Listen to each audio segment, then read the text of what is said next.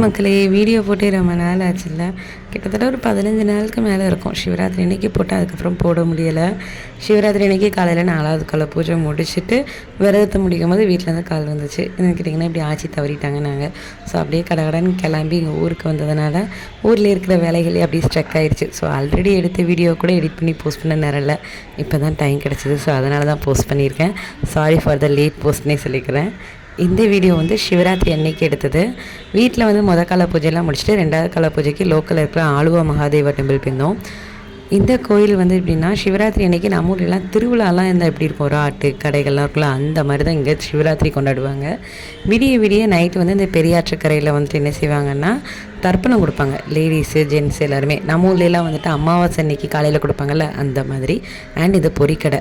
ஒரு கிட்டத்தட்ட 1 கிலோமீட்டருக்கு மேலேயே இந்த பொரிக்கடையை நம்ம பார்க்கலாம். ஸ்நாக்ஸு எஸ்பெஷலி 90s கிட்ஸ்குள்ள ஸ்நாக்ஸ் எல்லாமே அதில் வச்சுருப்பாங்க.